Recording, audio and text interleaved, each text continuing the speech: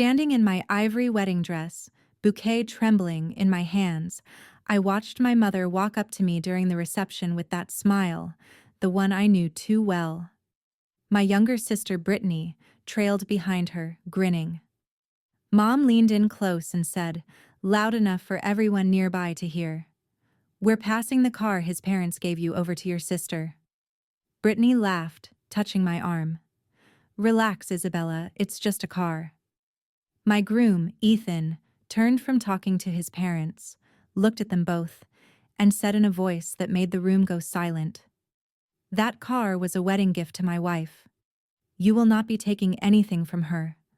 Not today, not ever." The words hung in the air like smoke. The reception hall, which moments before had been filled with music and laughter, went completely quiet. I felt every eye in the room turn toward us. My mother's face flushed deep red, her smile frozen in place like a mask that no longer fit. "Ethan, honey, I think there's been a misunderstanding," Mom said. Her voice syrupy sweet, but with an edge sharp enough to cut. "This is just a family arrangement. Brittany needs the car for her new job. And Isabella, well, you two will share everything now anyway, right? What's yours is hers and all that." I stood there, my wedding bouquet of white roses and baby's breath shaking in my grip. I wanted to say something, anything, but my throat felt closed. This was my wedding day. My wedding day.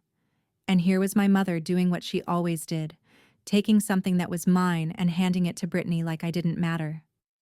Ethan's mother, Margaret, stepped forward, her face a mixture of shock and anger. "Susan, that car was a gift specifically to Isabella. Henry and I gave it to her 2 months ago because her old car kept breaking down. It's registered in her name. It was an early wedding present to her." "Well, that's very generous," Mom said, her tone turning icy. "But family helps family. Brittany is struggling right now, and Isabella has always been so selfish with her things. She went to college while Brittany didn't. She's gotten everything her whole life. The least she can do is help her sister out." Brittany's eyes welled up with tears on cue. "I just need some help getting on my feet. I didn't think it would be such a big deal." "You have Ethan's money now, Izzy. I have nothing." Ethan's money. The word stung. Ethan was a middle school teacher. We weren't wealthy. We'd saved for 2 years for this wedding, kept it small and simple so we could afford a down payment on a house someday. The Honda Accord his parents gave me was worth $28,000. Nearly new, reliable. My old car, a 15-year-old sedan, had died 3 times in 6 months. I'd been taking the bus to work, saving every penny. "Brittany doesn't need our money," Ethan said firmly. "And this conversation is over. Isabella's car is hers. Period." My Uncle Robert, who'd been standing nearby with his wife, Linda, cleared his throat. "Maybe we should all just calm down and enjoy the reception. This isn't the time or place." But Mom wasn't done. "This is exactly the time and place. Isabella needs to understand that marriage doesn't mean abandoning your family. Your father, God rest his soul, would be so disappointed in the person you've become. Bringing up Dad. She always brought up Dad when she wanted to hurt me. He died 6 years ago, and I missed him every single day. After he passed, everything changed.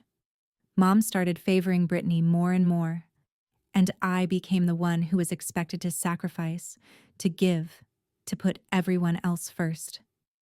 My father," I said, my voice finally working, taught me to stand up for myself. He taught me that love doesn't mean letting people walk all over you. "How dare you?" Mom hissed.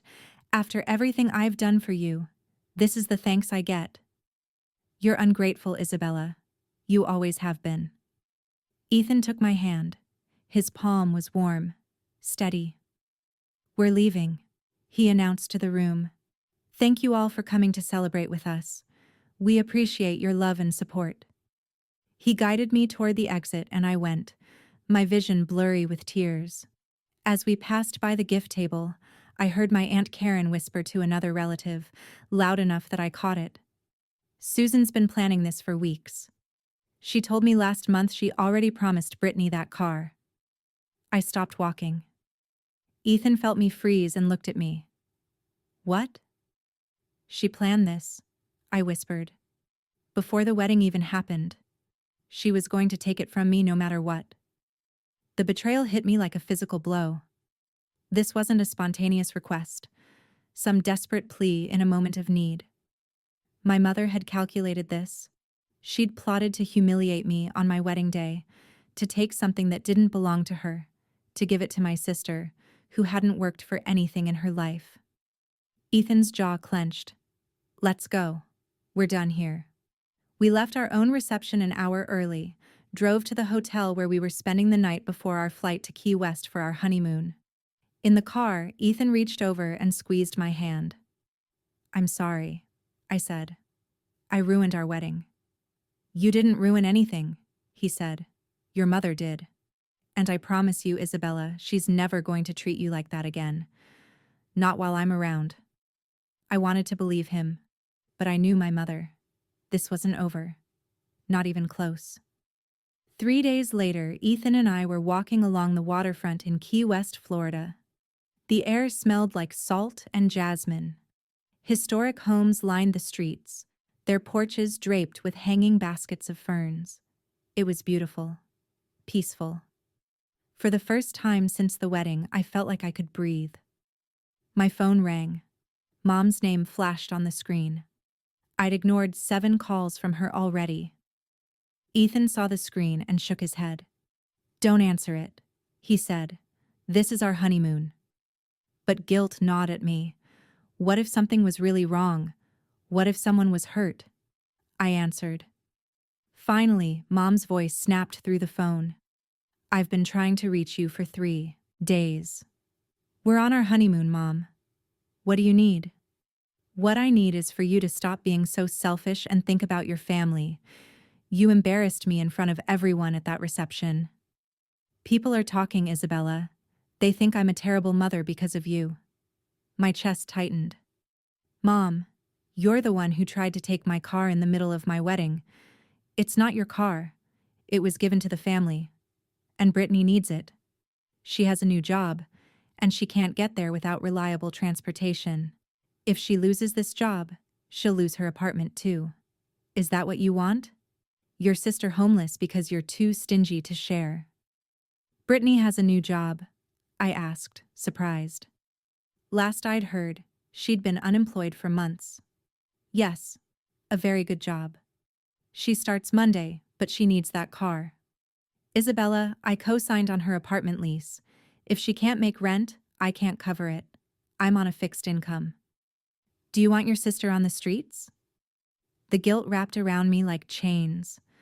I'd spent my whole life being responsible, being the one who held things together. Brittany had always been the baby, the one who needed help, who made mistakes that other people had to fix. After Dad died, Mom leaned on me even harder, expected me to pick up the slack. But I was tired. So tired. I'll think about it, I said, hating how weak I sounded. You'll think about it. Your sister's future is on the line, and you'll think about it. What happened to you, Isabella? You used to care about family. She hung up before I could respond. I stood there on the Key West street, tourists moving around me, feeling like I'd been punched in the stomach. Ethan put his arm around me. What did she say? I told him. He listened, his expression growing darker. It's manipulation, Isabella. Classic manipulation. She's making Brittany's problems your responsibility. But what if Brittany really does need help? Then your mother should help her. Or Brittany should help herself. She's 22 years old. You're not her parent. That evening, while Ethan was in the shower, I got another call. This time it was Margaret, Ethan's mother. Isabella? Honey? I hope I'm not interrupting, she said. I just wanted to check on you. Are you and Ethan having a good time? We are, I said. Thank you for asking. Good, I also wanted to tell you something. Your mother called me this afternoon. She asked me for the car title paperwork. She said there was a misunderstanding and that the car was meant for the family to share, not just for you. My blood went cold. What did you say? I told her absolutely not. That car was a gift to you. Specifically you, because we care about you and wanted you to have reliable transportation. I also told her that if she contacts me again about this, I'll be speaking to a lawyer. I won't have her harassing you or trying to manipulate us. Tears sprang to my eyes. Thank you, Margaret. You're family now, sweetheart. We protect our family. Don't let your mother guilt you into giving up something. That's yours. You deserve that car. You deserve respect. After we hung up, I sat on the hotel bed staring at my phone. Ethan came out of the bathroom, saw my face, and sat down next to me. She called your mom? He asked. I nodded. She's not going to stop. Then we need to stop her. But I didn't know how. How do you stop your own mother from hurting you when she's been doing it your whole life? The next day, Ethan did something I didn't expect. He got on his phone and started scrolling through Brittany's social media. I watched over his shoulder as he went through her posts from the past 3 months. 2 weeks ago, Brittany at a fancy steakhouse, caption reading, "Treating myself because I deserve it." 1 month ago, Brittany at a concert, front row seats, holding up expensive-looking cocktails. 6 weeks ago, Brittany showing off a new designer purse, the price tag visible in the reflection of the mirror. $495. This is someone who's struggling, Ethan asked, turning the phone toward me. This is someone who's about to be homeless. I felt sick. Maybe Mom's been helping her. Ethan kept scrolling. He found a post from 3 days before our wedding. Brittany at a spa getting a massage and facial. Self-care Sunday, the caption read. Then he found something else. A comment thread. Under one of Brittany's pictures, her friend Hannah had written, "Girl, when are you going to get a job?" Brittany had responded, "Why would I? When Mom pays for everything, I'm living my best life." That comment was from 4 days ago. 4 days ago, when Mom called me saying Brittany had a new job. There is no job, Ethan said quietly. There never was. I grabbed my phone and called Mom. She answered on the first ring. Did you change your mind about the car? Does Brittany really have a job? I asked. Silence. Then, how dare you question me? I saw her social media, Mom. She's been posting about going out, spending money. If she has a new job, when did she start? That's none of your business. And how dare you spy on your sister? This is exactly the kind of behavior that proves you don't care about family. You know what, Isabella? If you won't help Brittany, then I have nothing more to say to you. Don't call me. Don't come to the house. You're not welcome anymore. Mom, please. I just want the truth. The truth is you're a selfish, heartless daughter, and I'm ashamed of you. She hung up. I sat there, phone in my hand, shaking. Ethan pulled me into his arms. She lied, I whispered. She lied to manipulate me. I know. My own mother. I know, baby. I know. I cried in that hotel room in Key West, mourning something I hadn't realized I'd lost until that moment. The fantasy of a mother who actually loved me more than she loved controlling me. We came back from our honeymoon to our small apartment in Seattle. It was a 1-bedroom place, cozy with windows that looked out over the street. Ethan had lived there for 2 years before we got married, and now it was ours. I tried to settle back into normal life, back to my job as an administrative coordinator at a medical office, back to routines and schedules. I sent Mom a text message. I'd thought carefully about what to say. Mom, I love you and Brittany, but I can't give away the car. It was a gift to me and Ethan, and I need it. I'm happy to help Brittany find job resources and budgeting assistance if she needs it. I hope we can move forward. She didn't respond. Days passed, then a week, then 2 weeks. The silent treatment. I'd experienced it before many times growing up, whenever I didn't do exactly what Mom wanted. It usually lasted until I apologized and gave in. But this time, Ethan kept me strong. "You did nothing wrong," he'd remind me every time I reached for my phone to text her again. "You set a boundary." That's healthy. Still, it hurt. I missed my mother. Or maybe I missed the mother I wished I had. 3 weeks after we got back from Key West, I was checking my email before work when I saw something strange. A notification from my bank. "Your credit card application has been approved." I frowned. I hadn't applied for a credit card. I clicked on the email, thinking it was spam, but it was from my actual bank with my account number and everything. I called the bank immediately. "Hi. Yes, I received an email about a credit card application, but I didn't apply for one," I told the customer service representative. "Let me check your account," she said. After a moment, I show that a card was approved 3 days ago. It should arrive in the mail within 7 to 10 business days. But I didn't apply for it. "You didn't? That's concerning. You should check your credit report immediately. This could be identity theft." Identity theft.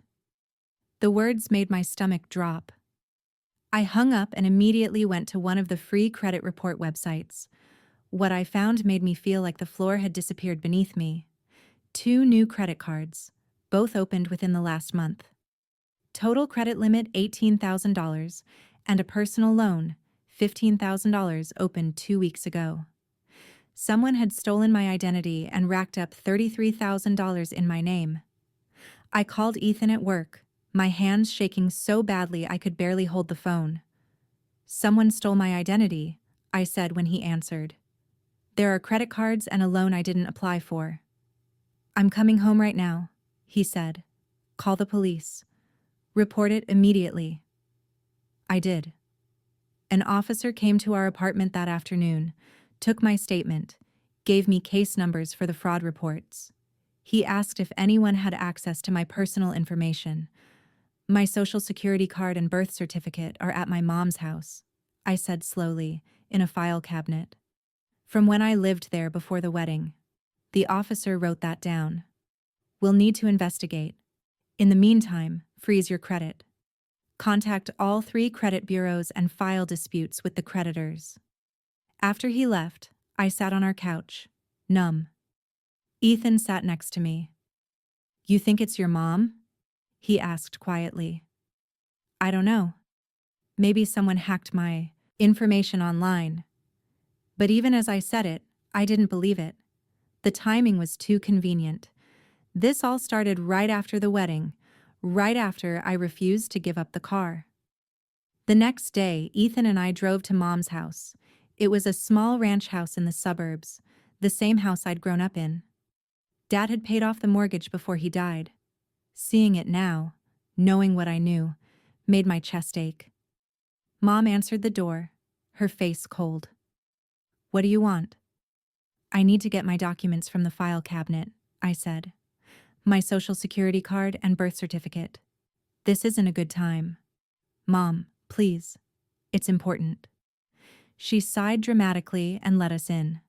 The house smelled the same, like vanilla candles and coffee. Family photos lined the walls. There was one of me and Brittany as kids, 7 and 5, arms around each other, smiling.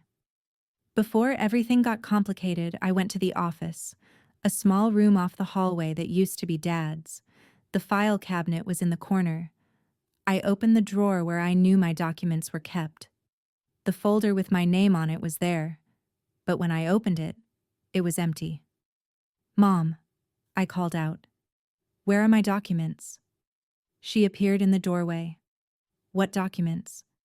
"My social security card, my birth certificate, everything that was in this folder." "I don't know, Isabella. You must have taken them already." "I didn't. They were here." "Well, I don't know what to tell you. Maybe you misplaced them." Ethan stepped forward. "Susan, This is serious.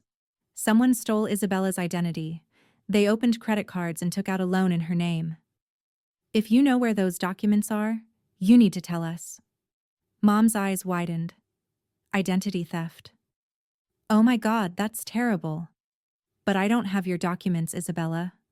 I don't know where they are. She looked genuinely concerned. For a moment, I wanted to believe her. Then I heard the front door open and close. Footsteps in the hallway. Mom, I'm home, Brittany's voice called out. I stopped at the mall and you won't believe what I found on sale. She walked into the office, shopping bags in her hands, and froze when she saw us. What are they doing here? She asked Mom. They're leaving, Mom said. But my eyes had gone to Brittany's purse, which was sitting open on one of the bags she'd set down. Inside, I could see the edge of a credit card. A card that looked exactly like the ones from my bank. Brittany, I said slowly. Can I see your purse? What? No. Why? Please get out of my house, Mom said. Both of you now. But Ethan had seen what I saw. He moved faster than I expected, reaching for the purse before Brittany could grab it. She lunged for it, but he held it away from her, reaching inside and pulling out the credit card. My name was on it. Isabella Ramirez. But it was in Brittany's purse. What is this? I asked, my voice barely a whisper. Brittany's face crumpled. She started crying. Loud, dramatic sobs. I'm sorry. I didn't know what else to do. You ruined my life by not giving me the car. I had no choice. Mom said you wouldn't even notice because you have Ethan to take care of you now. I was desperate. You stole my identity. I couldn't believe what I was hearing. You committed fraud. Do you know how much debt you've put me in? It's not that much, she said through her tears. And I was going to pay it back eventually. $33,000, Brittany. $33,000? Mom stepped between us. Okay, everyone, calm down. Brittany made a mistake. But this is your fault, Isabella. If you had just helped your sister when she needed it, none of this would have happened. She was desperate. You drove her to this. I stared at my mother. Are you seriously defending her right now? She committed a felony. She's family. You don't send family to jail. She destroyed my credit. She put me in debt that I'll be paying off for years. So, pay it off. You can afford it. Ethan grabbed my hand. We're leaving, and we're pressing charges. Brittany's eyes went wide. You can't. I'm your sister. You're a criminal, Ethan said. We left the house with Mom screaming after us that I was a terrible daughter, that I'd regret this, that family was supposed to stick together no matter what. I got in the car, and I couldn't stop shaking. I can't press charges, I said. She's my sister. She stole $33,000 from you, Isabella. I know. But if I press charges, she'll go to jail, and Mom will never forgive me. And the family that took her side at the wedding. The family that's been letting your mother manipulate you your whole life. He was right. I knew he was right. But it still felt impossible. That night, I lay in bed, unable to sleep. The police had already been called by the bank. An investigation was happening whether I wanted it to or not. I had to decide if I was going to cooperate or try to protect Brittany. Ethan held me close. Whatever you decide, I'm with you. But remember, you deserve to be protected too. I thought about that. When had anyone ever protected me? I gave Brittany 60 days. It felt like the right thing to do. The compassionate thing. I told her through a text message because I couldn't face her in person that if she paid back the money, all of it, within 2 months, I wouldn't press charges. I set up a payment plan, $550 a week. Difficult, but doable if she actually got a job and tried. Her response came 3 hours later. Fine, but don't expect me to thank you. I should have known then that it wouldn't work. A week later, my phone started ringing. Aunt Linda, Uncle Robert, Cousin Haley, Cousin Ryan, people I hadn't spoken to in months, all calling to tell me the same thing. I was being cruel. I was heartless. I was going to send my own sister to jail over a mistake. It wasn't a mistake, I tried to explain to Uncle Robert. She deliberately stole my identity. She was desperate, he said. Your mother told us everything. You refused to help Brittany when she was struggling with depression and lost her job. That she made one mistake in a moment of panic, and you're using it to punish her. None of that was true. None of it. Ethan wasn't wealthy. I'd never refused to help Brittany, and she'd made multiple deliberate choices over weeks to commit fraud. Not one mistake. Uncle Robert, that's not what happened. Then what did happen? I tried to explain, but I could hear in his voice that he'd already made up his mind. Mom had gotten to him first, shaped the narrative, and I was the villain in her story. It was the same with everyone who called. Mom had spent weeks, maybe months, poisoning the family against me, telling them I'd abandoned them, that I thought I was better than everyone, that I was cruel to Brittany. Aunt Linda called a family meeting. To work things out, she said, before this gets even more out of hand. The meeting was at Uncle Robert's house on a Sunday afternoon. Ethan came with me. We walked in to find 15 people gathered in the living room. Mom sat in the center like a queen holding court, Brittany next to her with red-rimmed eyes. Thank you all for coming, Aunt Linda said. We're here because family is important, and we need to resolve this situation before it tears us apart. For the next hour, I sat and listened as person after person told me I needed to drop the identity theft issue, that I needed to forgive and forget. That family doesn't send family to jail, that I was being vindictive and cruel. She's struggling with depression, Mom said, dabbing at her eyes with a tissue. She's been seeing a therapist.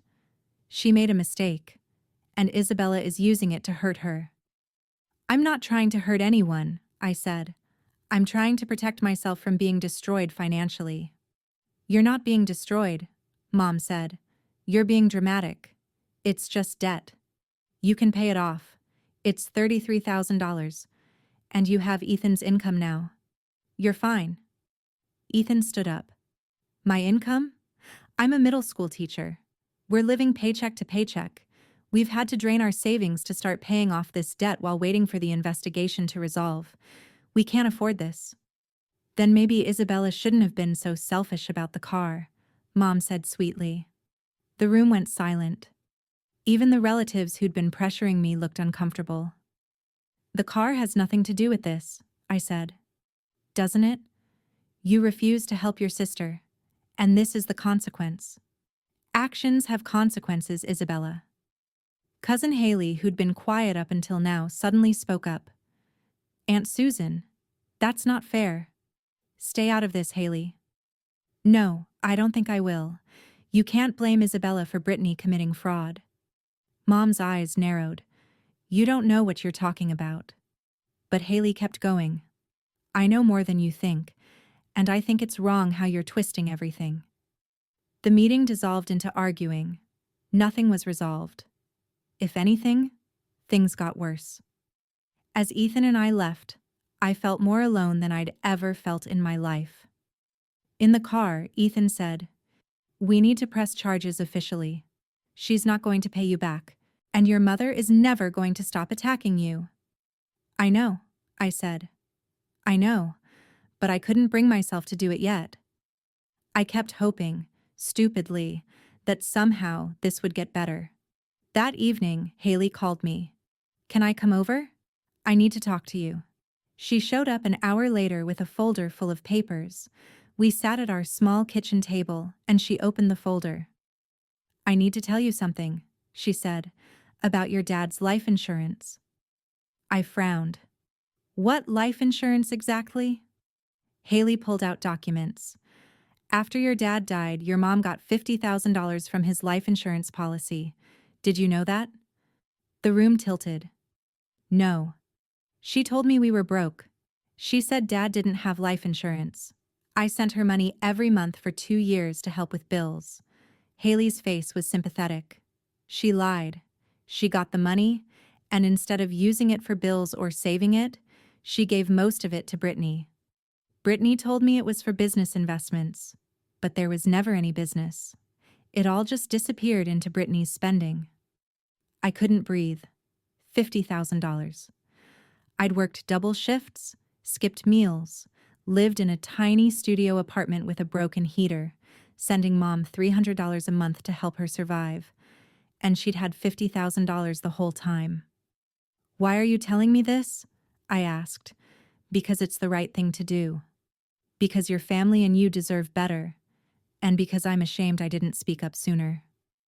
After Haley left, I sat in our apartment with Ethan and cried. Not gentle tears, but the kind of crying that feels like it's tearing you apart. Ethan held me while I shook. She's been lying to me for years, I said.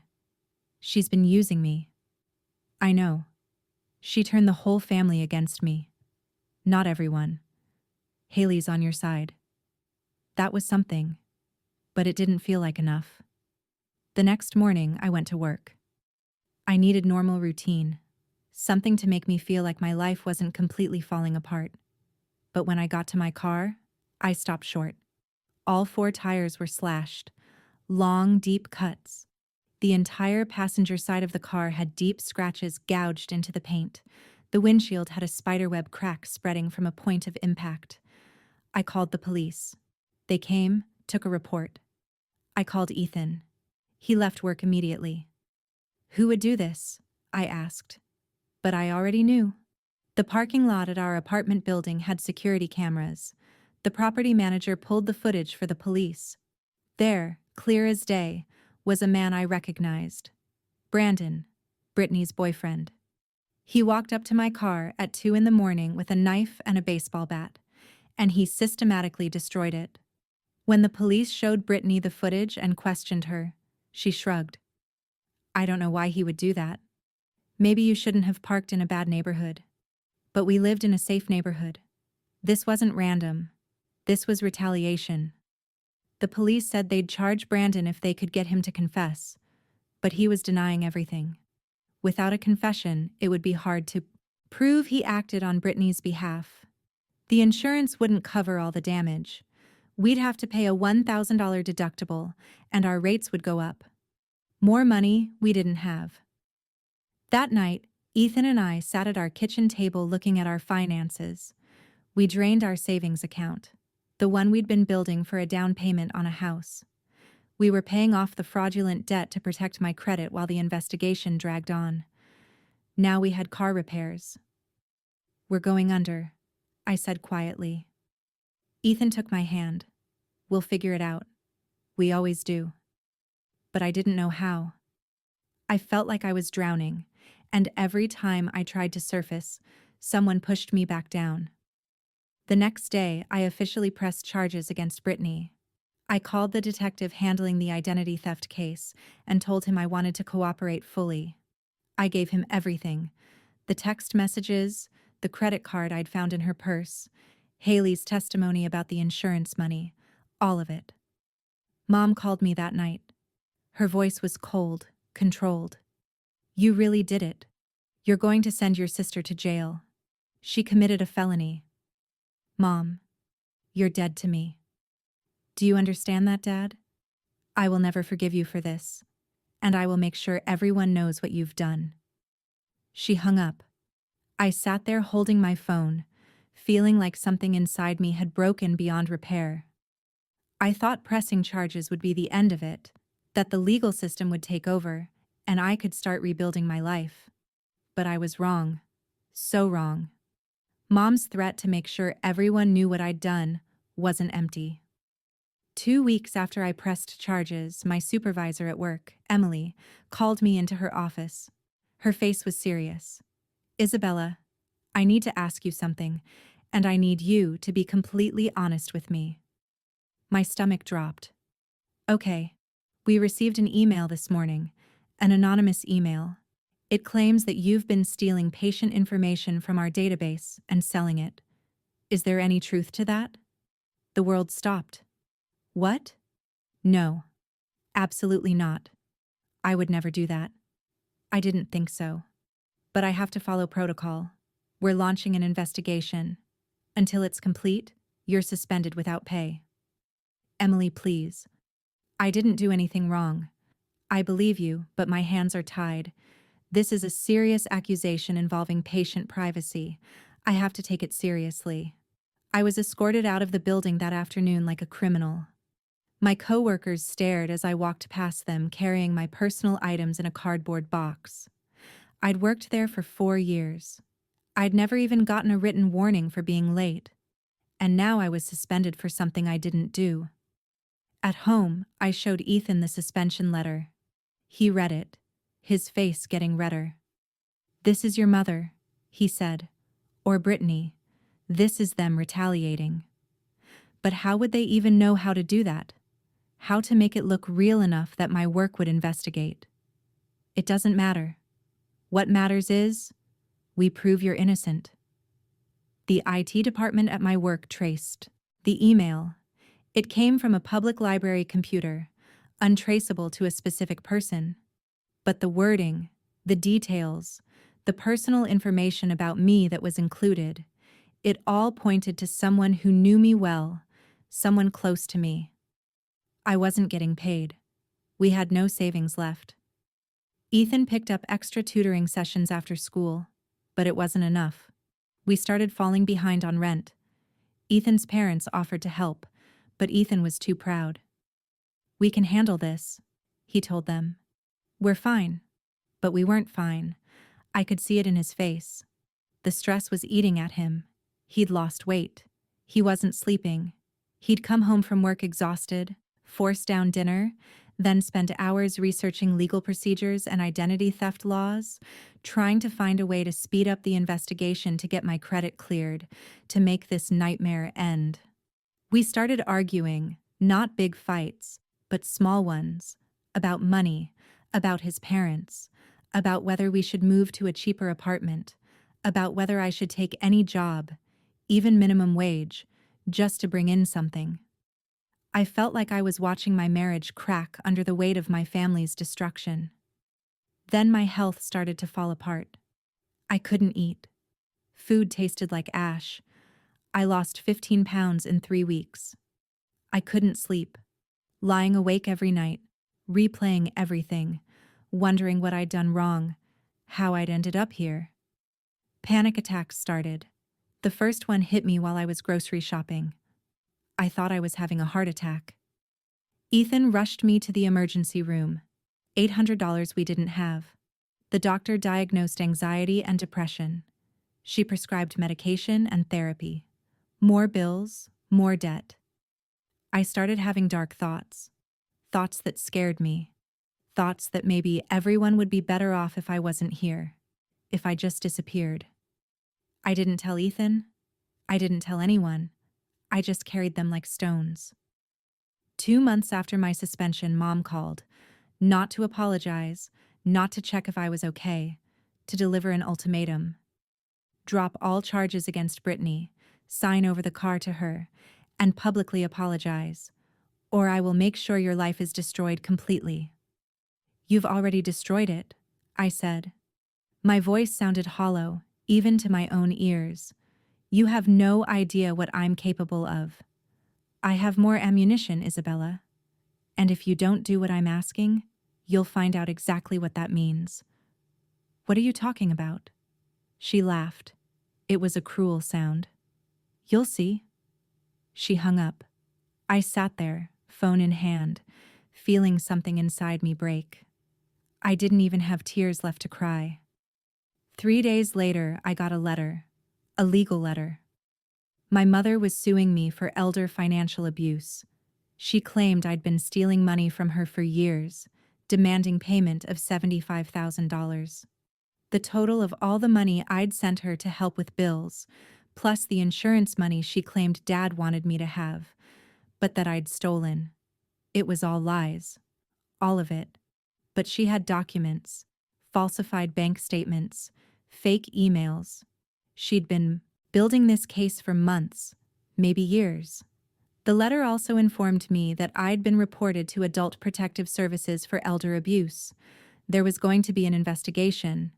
If they found evidence of abuse, I could be put on a state registry.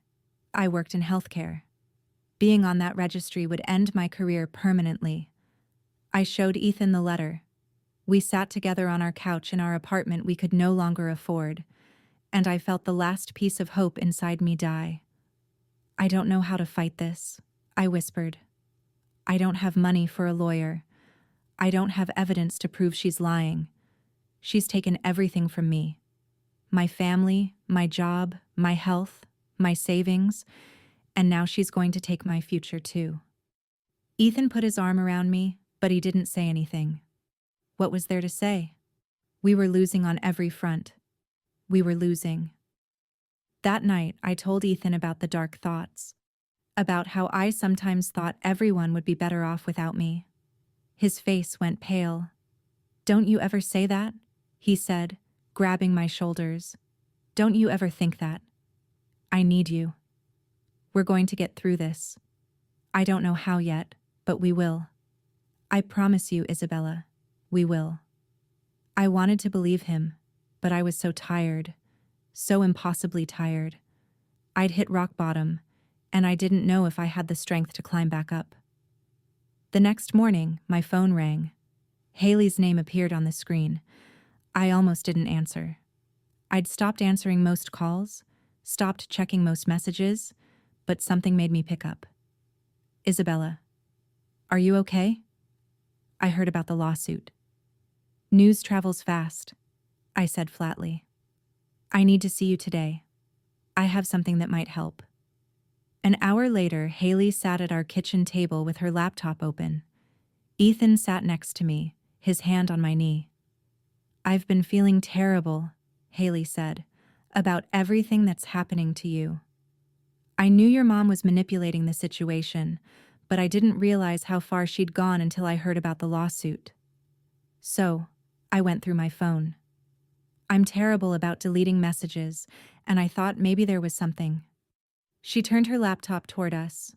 On the screen were text messages, hundreds of them, between Mom and Brittany, going back 3 years. "I'm in a family group chat with them," Haley explained. "They forget I can see everything they send. Look at these." She scrolled to messages from 2 months before my wedding. "Mom to Brittany, don't worry about the car. I'll get it for you at the reception. She won't make a scene in front of everyone." Brittany to Mom. "What if she says no?" Mom to Brittany, "She won't. And if she does, we'll make her regret it.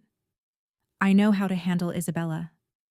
More messages from right after the wedding. Brittany to Mom. "She's not giving up the car. What do we do now?" Mom to Brittany. "We take what we need. She has all her documents here. We can use them." Brittany to Mom. "Identity theft is a felony. Mom to Brittany, only if she presses charges. And she won't. She's too soft. She'll cave like she always does. Even more from a week ago." Mom to Brittany, "I filed the lawsuit. That should scare her into dropping the charges against you." Brittany to Mom. "What if it doesn't?" Mom to Brittany. "Then we destroy her completely. I've already planted the seeds at her work. Next, I'll make sure she can never work in healthcare again." I read the messages 3 times, barely able to believe what I was seeing. Ethan leaned forward, reading over my shoulder. "This is evidence," he said. "This proves premeditation. This proves conspiracy." "There's more," Haley said. She pulled out a folder. "I also have the original insurance documents from when your dad died. Bank statements showing your mom received the money, and statements showing she transferred almost all of it to Brittany over a 6-month period. This proves her lawsuit is fraudulent." I looked at Haley. "Why are you doing this?" "Because it's the right thing to do. Because your family and you deserve better. And because I'm ashamed I didn't speak up sooner." After Haley left, Ethan immediately got on the phone. He called his friend Sarah, a lawyer he'd gone to college with. She agreed to meet with us the next day. Sarah sat in her office reviewing everything Haley had given us, plus all the documentation we'd compiled, the police reports, the bank records, Margaret's testimony about the car, my medical records showing the stress-related health issues. "This is clear-cut abuse," Sarah said. "Emotional, financial, systemic abuse. And now you have evidence of conspiracy. I can get her lawsuit dismissed easily. I can also help you file a restraining order against both your mother and sister. And if you want, we can file countersuits. Defamation, fraud, emotional distress." "I just want this to stop," I said. "Then we stop it. Let me handle this." Sarah worked fast. Within 3 days, she'd filed a motion to dismiss Mom's lawsuit, submitted all our evidence to the identity theft investigation, and filed for restraining orders. She also sent a letter to Mom and Brittany's addresses, informing them that any further contact or harassment would result in additional legal action. 2 days later, I got a call from the Adult Protective Services investigator assigned to my case.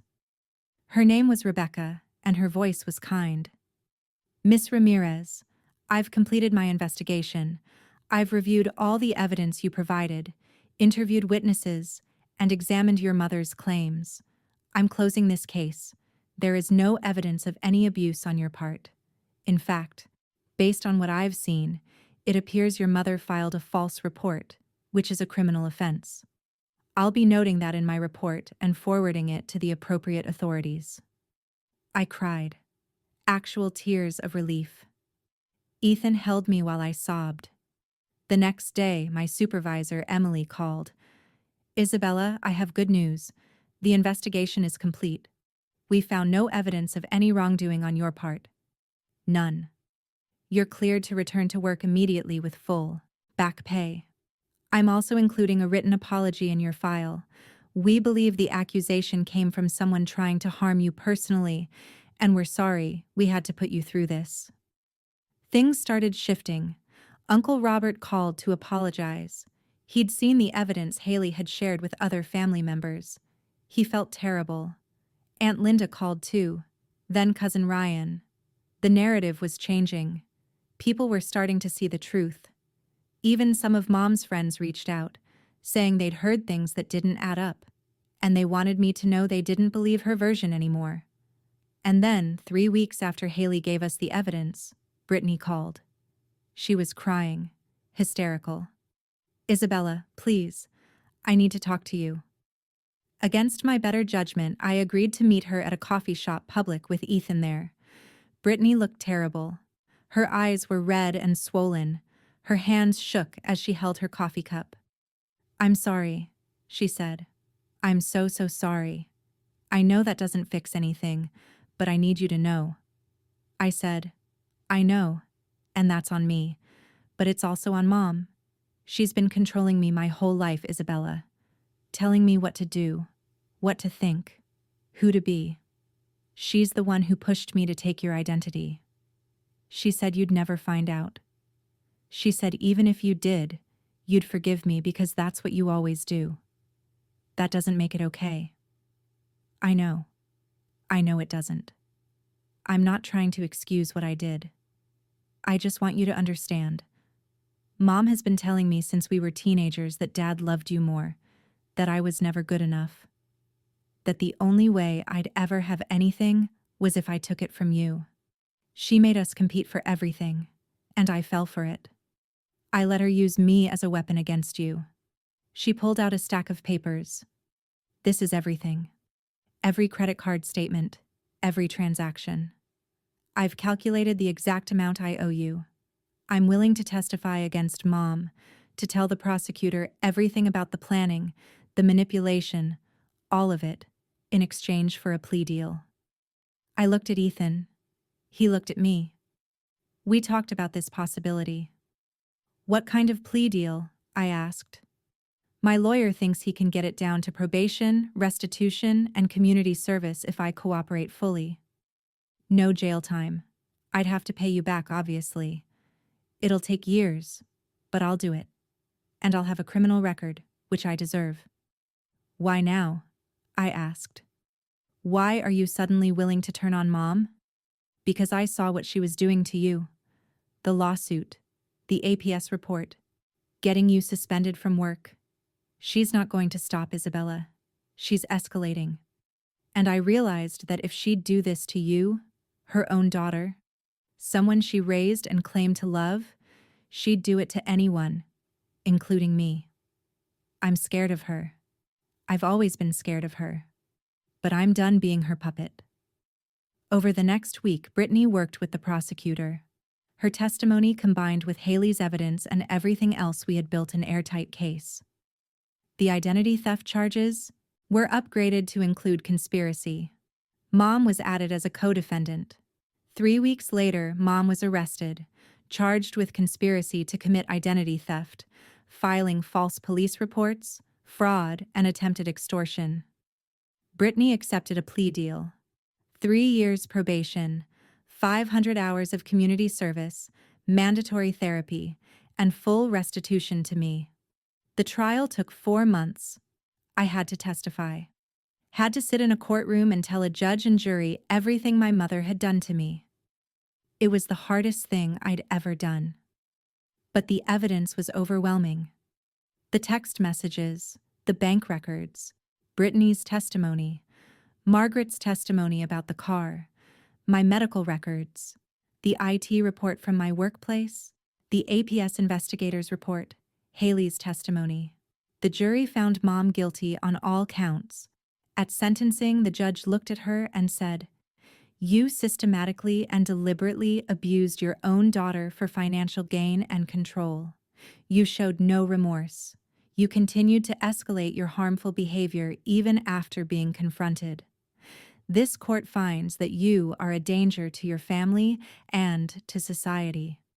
She was sentenced to 18 months in jail and ordered to pay full restitution, $92,000, including the fraudulent debt, my legal fees, my medical bills, lost wages, and damages. When the verdict was read, I felt something I hadn't felt in months. Not happiness exactly, but peace. The fight was over. Justice had been served. Mom was taken into custody immediately. As they led her out of the courtroom, she looked at me. For just a second, I thought I saw something in her eyes. Regret, maybe, or recognition of what she'd lost. But then she looked away, and she was gone. The months after the trial were strange. I kept waiting for the other shoe to drop, for some new crisis to emerge. But slowly, day by day, life started to feel normal again. I went back to work. My coworkers welcomed me back with a small party and a card everyone signed. Emily pulled me aside and offered me a promotion, administrative manager with a pay raise. "You've been through hell," she said, "and you handled it with grace. That's the kind of person we want leading our team." Ethan and I started rebuilding our finances. The restitution payments from Brittany came monthly, small but consistent. She got a job as a cashier at a grocery store and was actually showing up, actually trying. She sent me text messages sometimes, not asking for anything, just updating me on her therapy progress, apologizing again, sharing small things from her life. I didn't respond much at first. The wound was too fresh, but eventually I started replying. Short messages, nothing deep, but a start. We went to therapy together, Brittany and me. Family therapy with a counselor who specialized in abuse and manipulation. It was painful. Sessions where we both cried, sessions where we yelled, sessions where we sat in silence, not knowing what to say. But slowly, something started to shift. Brittany started taking real responsibility, not just saying sorry, but doing the work to understand why she'd done what she did, how Mom had shaped her thinking, how she'd let herself be used. "I was jealous of you," she admitted in one session. "My whole life, I was jealous. You were smart. You went to college. You had your life together. And I felt like a failure. Mom reinforced that constantly. Told me I'd never be as good as you. So, I wanted to tear you down. Make you suffer. Prove that you weren't perfect either. I was never perfect, I said. I was just trying to survive. I know that now. It would take years to fully heal our relationship, if we ever could, but we were trying. That was something. The rest of the family slowly came around. Uncle Robert invited us to Thanksgiving. Haley and I became genuinely close. She'd shown courage when it mattered most, and I'd never forget that. Some family members never apologized. Some still believed I'd overreacted, that I should have just forgiven and moved on. I let them go. I didn't need their approval anymore. Ethan's family embraced me completely. Margaret became like a second mother, the kind I'd always needed. She taught me how to make her famous pot roast. She called just to chat. She and Henry helped us with a down payment on a small house, a gift they insisted on despite our protests. 6 months after the trial, Ethan and I renewed our vows, not because our marriage was broken, but because we wanted to reclaim that moment, the one that had been stolen from us at our first wedding. We had a small ceremony in Margaret and Henry's backyard. 20 people. Haley was there. Brittany was there. Standing in the back. Respectful of boundaries, but present. Uncle Robert and Aunt Linda. Ethan's siblings and cousins. People who actually loved us. When Ethan slipped the ring back onto my finger, I cried. But this time, they were happy tears. I kept the Honda Accord. Every time I drove it, I thought about how close I'd come to giving it up just to keep peace. How much suffering that one moment of standing my ground had cost, but also how much freedom it had ultimately brought. I put a bumper sticker on it. Worth fighting for. Every time I saw it, I smiled. 2 years after the trial, Ethan and I had a daughter. We named her Lily. When I held her in the hospital, tiny and perfect, I made her a promise. I will never make you compete for my love, I whispered. I will never use you or manipulate you. I will protect you. I will teach you to set boundaries. I will show you what healthy love looks like. The cycle ends with me. Ethan stood next to me, his hand on my shoulder, tears running down his face. Mom was released from jail after serving 14 months. She moved to Texas to live with her sister. I heard about it through family. She didn't contact me. I didn't contact her. Maybe someday we'd have some kind of relationship. Maybe not. I'd made peace with either possibility. What I learned through everything was this. Setting boundaries isn't selfish, it's survival. Family isn't defined by blood, but by love, respect, and mutual support. Fighting back when you are being abused doesn't make you cruel. It makes you strong. I learned that my worth was never dependent on my mother's approval or my sister's jealousy or anyone else's validation. My worth was inherent, unchangeable, mine. I learned that asking for help isn't weakness, that accepting support isn't failure, that vulnerability can be strength when you're with people who actually care about you. I used my experience to help others. I started volunteering with a nonprofit that helps families dealing with financial abuse and manipulation. I shared my story carefully and anonymously to help other people recognize the signs, to let them know they weren't alone, that it was possible to escape, to heal, to build something beautiful on the other side of trauma. 3 years after that terrible wedding reception, I stood in our small backyard watching Ethan push Lily on her new swing set. She was laughing, her curls bouncing, her face lit up with pure joy. The Honda Accord sat in the driveway, still running perfectly. Paid off. Mine. I thought about everything we'd been through. The pain, the betrayal, the moments I'd wanted to give up. And I thought about where we were now. Safe, stable, happy. A family built on honesty and love. Sometimes the hardest battles aren't against strangers, they're against the people who are supposed to love you most. But winning those battles, that's when you finally learn who you really are.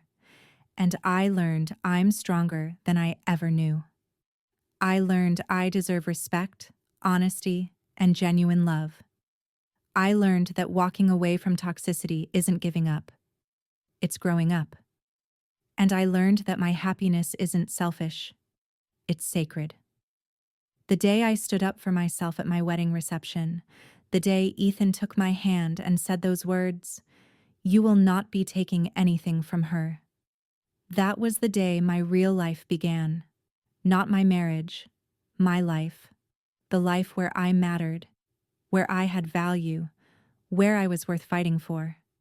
And every single day since then has been a gift.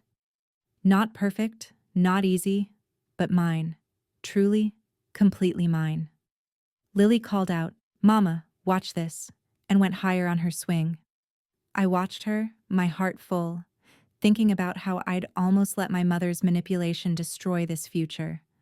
How close I'd come to losing everything, but I didn't lose. I fought, and I won. Not just in court, not just financially, but in the way that matters most.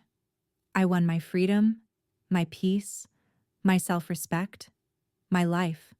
And now, when I look in the mirror, I see someone I'm proud of. Someone who stood up when it would have been easier to stay down. Someone who protected herself and built something beautiful from the ashes. That's worth more than any car, more than any amount of money, more than any family's approval. That's everything. Before I close, I want to ask you something. Have you ever had to set a boundary with family, even when it felt impossible?